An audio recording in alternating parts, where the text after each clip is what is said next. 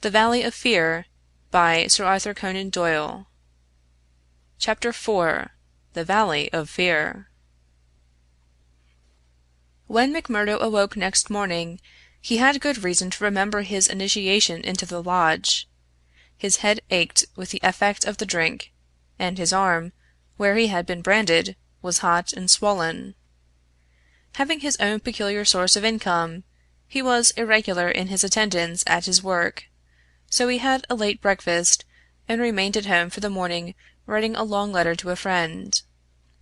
Afterwards he read the Daily Herald. In a special column put in at the last moment he read, "Outrage at the Herald's office. Editor seriously injured." It was a short account of the facts with which he was himself more familiar than the writer could have been.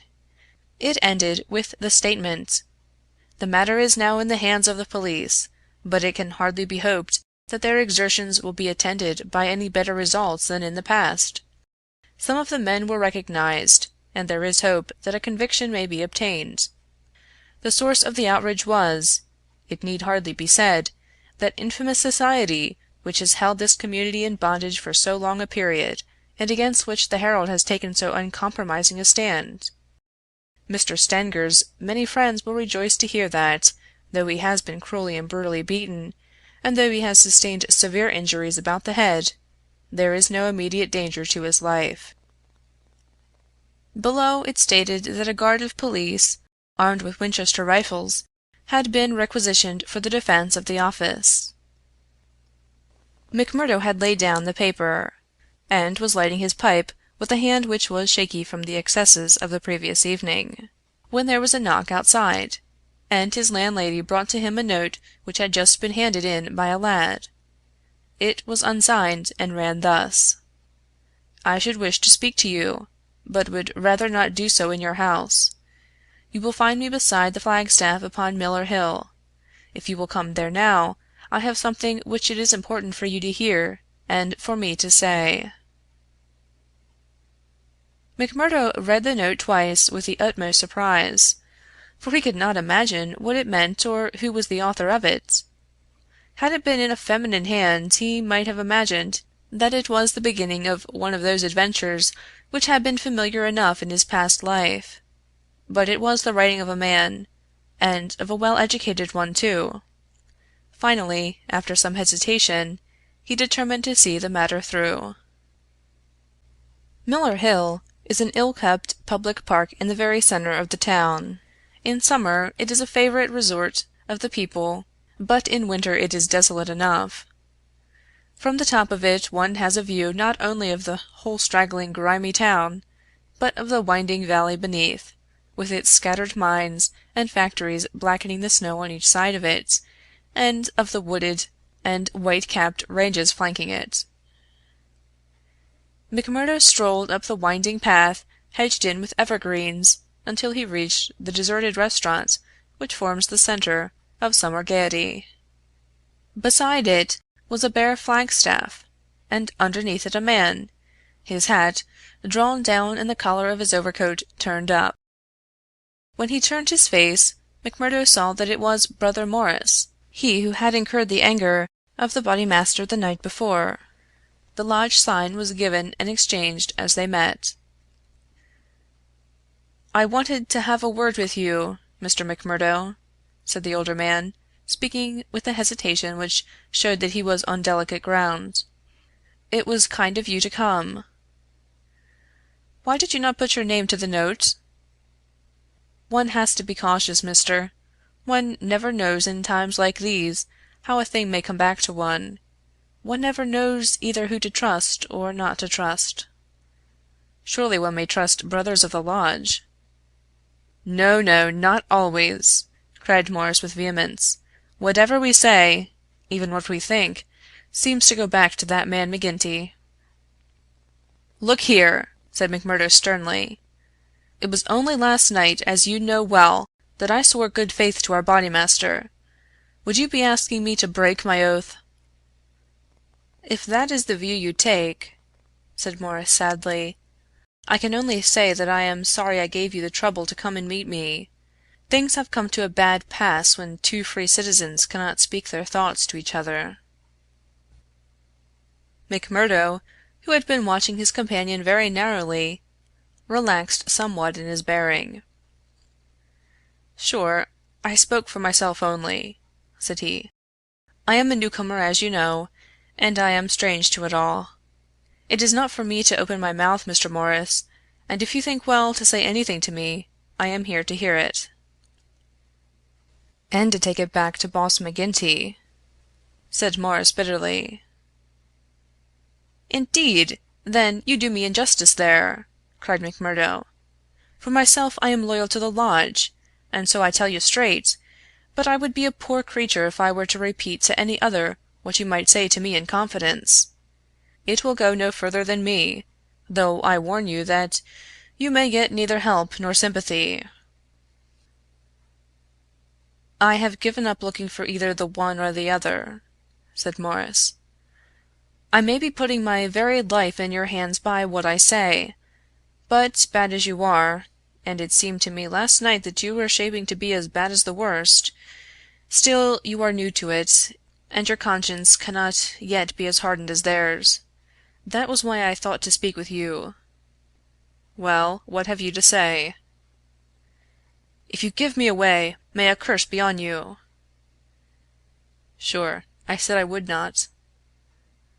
"I would ask you, then, when you joined the Freemen's Society in Chicago, and swore vows of charity and fidelity, did ever it cross your minds that you might find it would lead you to crime?" "If you call it crime," McMurdo answered. "Call it crime?" cried Morris, his voice vibrating with passion. "You have seen little of it if you can call it anything else. Was it crime last night when a man old enough to be your father was beaten till the blood dripped from his white hairs? Was that crime, or what else would you call it?" "There are some would say it was war," said McMurdo. "A war of two classes with all in, so that each struck as best it could." "Well, did you think of such a thing when you joined the Freemen's Society at Chicago?" "No, I'm bound to say I did not." "Nor did I when I joined it at Philadelphia. It was just a benefit club, and a meeting place for one's fellows. Then I heard of this place. Curse the hour that the name first fell upon my ears, and I came to better myself. My God, to better myself! My wife and 3 children came with me. I started a dry goods store on Market Square, and I prospered well. The word had gone round that I was a freeman, and I was forced to join the local lodge, same as you did last night. I've the badge of shame on my forearm, and something worse branded on my heart. I found that I was under the orders of a black villain, and caught in a meshwork of crime. What could I do? Every word I said to make things better was taken as treason, same as it was last night. I can't get away, for all I have in the world is in my store. If I leave the society, I know well that it means murder to me, and God knows what to my wife and children. Oh, man, it is awful, awful!" He put his hands to his face, and his body shook with convulsive sobs. McMurdo shrugged his shoulders. "You were too soft for the job," said he. "You are the wrong sort for such work." "I had a conscience and a religion, but they made me a criminal among them. I was chosen for a job. If I backed down I knew well what would come to me. Maybe I'm a coward. Maybe it's the thought of my poor little woman and the children that makes me one. Anyhow, I went. I guess it will haunt me forever.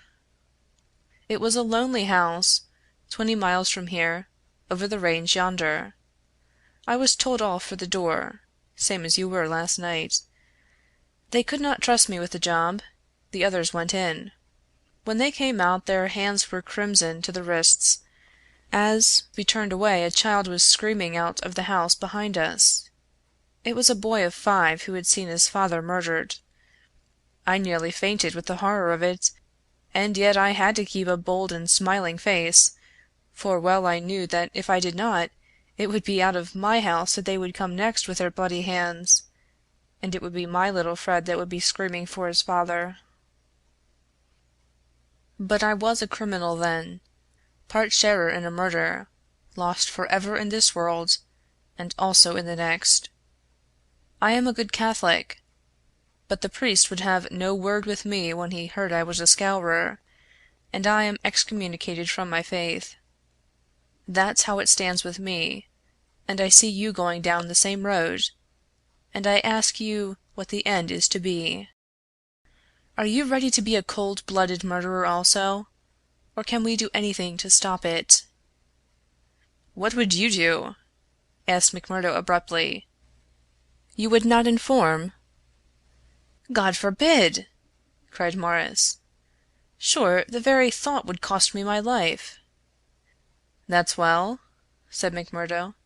"I'm thinking that you are a weak man, and that you make too much of the matter." "Too much? Wait till you have lived here longer. Look down the valley. See the cloud of 100 chimneys that overshadows it. I tell you that the cloud of murder hangs thicker and lower than that over the heads of the people. It is the valley of fear, the valley of death. The terror is in the hearts of the people, from the dusk to the dawn. Wait, young man, and you will learn for yourself." "Well, I'll let you know what I think when I have seen more," said McMurdo carelessly. "What is very clear is that you are not the man for the place, and that the sooner you sell out, if you only get a dime a dollar for what the business is worth, the better it will be for you.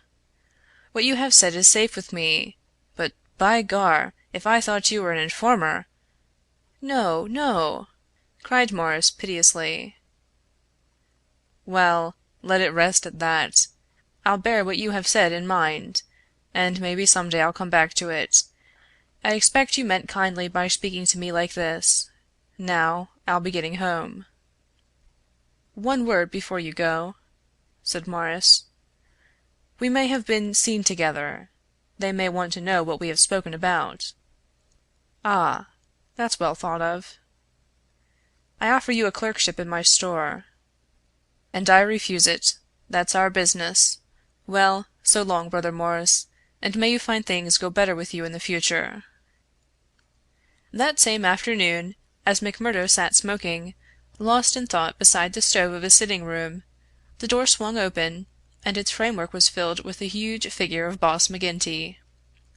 He passed the sign, and then seating himself opposite to the young man, he looked at him steadily for some time, a look which was as steadily returned. "I'm not much of a visitor, Brother McMurdo," he said at last. "I guess I am too busy over the folk that visit me. But I thought I'd stretch a point and drop down to see you in your own house." "I'm proud to see you here, Counselor," said McMurdo heartily, bringing his whiskey bottle out of the cupboard. "It's an honor that I had not expected." "How's the arm?" asked the boss. McMurdo made a wry face. "Well, I'm not forgetting it," he said, "but it's worth it." "Yes, it's worth it," the other answered, "to those that are loyal and go through with it and are a help to the lodge. What were you speaking to Brother Morris about on Miller Hill this morning?" The question came so suddenly that it was well that he had his answer prepared. He burst into a hearty laugh. "Morris didn't know I could earn a living here at home. He shan't know either, for he has got too much conscience for the likes of me. But he's a good-hearted old chap. It was his idea that I was at a loose end, and that he would do me a good turn by offering me a clerkship in a dry-goods store." "Oh, that was it?" "Yes, that was it." "And you refused it?" "Sure. Couldn't I earn 10 times as much in my own bedroom with 4 hours' work?" "That's so, but I wouldn't get about too much with Morris." "Why not?" "Well, I guess because I tell you not." "That's enough for most folk in these parts." "It may be enough for most folk, But it ain't enough for me, counselor," said McMurdo boldly. "If you are a judge of men, you'll know that." The swarthy giant glared at him, and his hairy paw closed for an instant round the glass as though he would hurl it at the head of his companion. Then he laughed in his loud, boisterous, insincere fashion. "You're a queer card for sure," said he. "Well, if you want reasons, I'll give them. Did Moore say nothing to you against the lodge?" "No." "Nor against me?" "No." "Well, that's because he daren't trust you. But in his heart he is not a loyal brother. We know that well. So we watch him and we wait for the time to admonish him. I'm thinking that the time is drawing near. There's no room for scabby sheep in our pen, but if you keep company with a disloyal man, we might think that you were disloyal too. See?" "There's no chance of my keeping company with him, for I dislike the man," McMurdo answered. "As to being disloyal, if it was any man but you, he would not use the word to me twice." "Well, that's enough," said McGinty, draining off his glass. "I came down to give you a word in season, and you've had it." "I'd like to know," said McMurdo, "how you ever came to learn that I had spoken with Morris at all." McGinty laughed. "It's my business to know what goes on in this township," said he. "I guess you'd best reckon on my hearing all that passes. Well, time's up, and I'll just say—" But his leave-taking was cut short in a very unexpected fashion. With a sudden crash the door flew open, and 3 frowning intent faces glared in at them from under the peaks of police caps. McMurdo sprang to his feet and half drew his revolver, but his arm stopped midway as he became conscious that 2 Winchester rifles were leveled at his head. A man in uniform advanced into the room, a 6-shooter in his hand. It was Captain Marvin, once of Chicago, and now of the Mine Constabulary.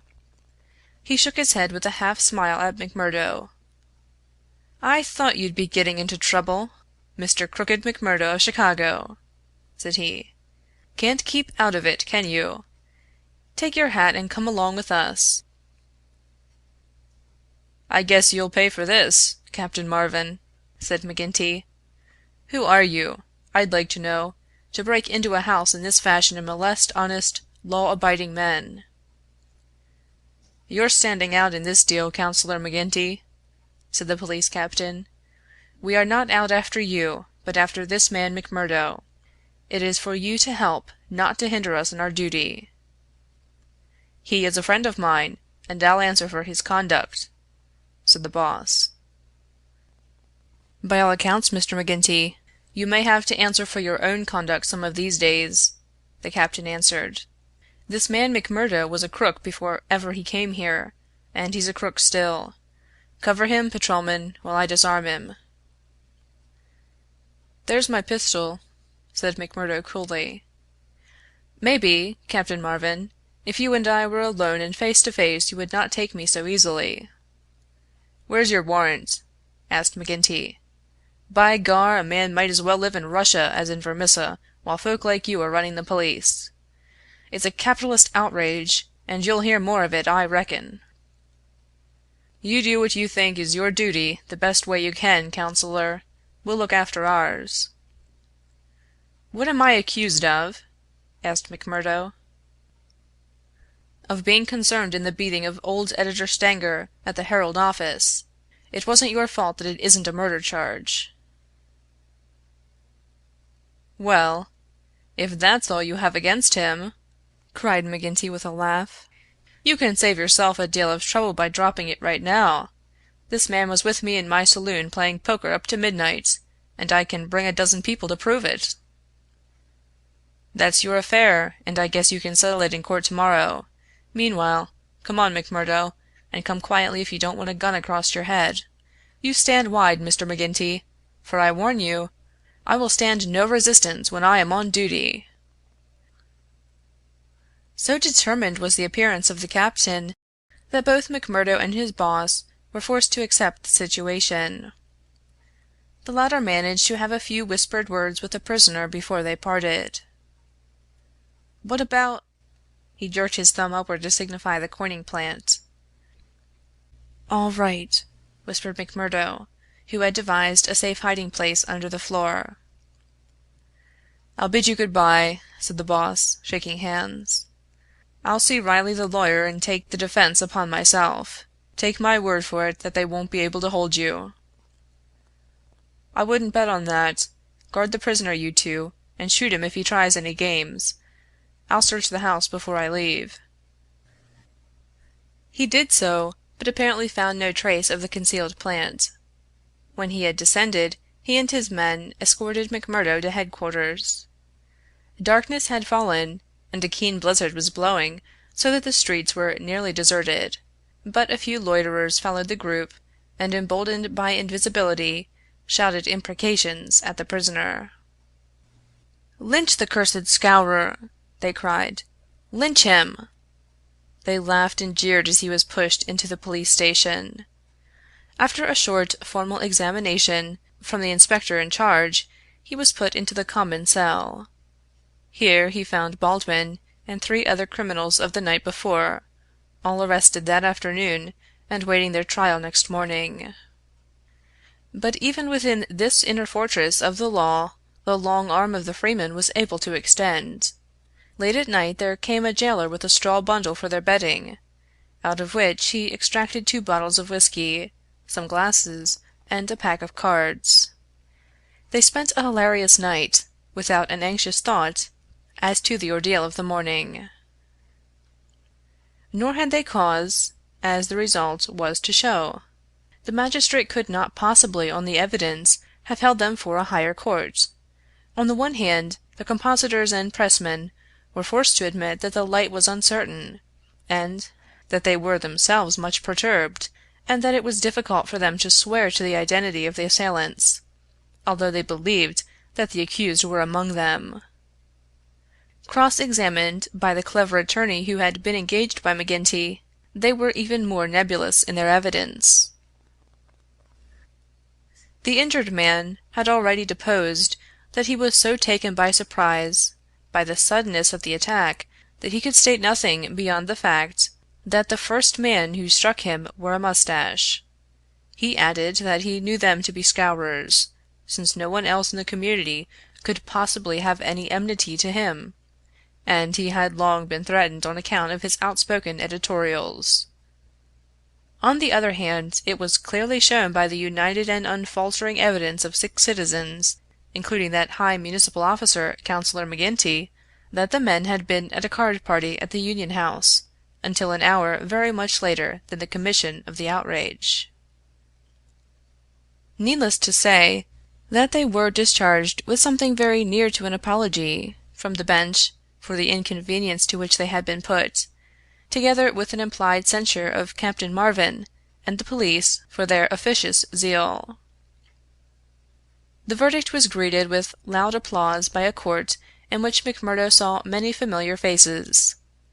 Brothers of the lodge smiled and waved, but there were others who sat with compressed lips and brooding eyes as the men filed out of the dock. One of them, a little, dark-bearded, resolute fellow, put the thoughts of himself and comrades into words as the ex-prisoners passed him. "You damned murderers!" he said. "We'll fix you yet." End of chapter 4.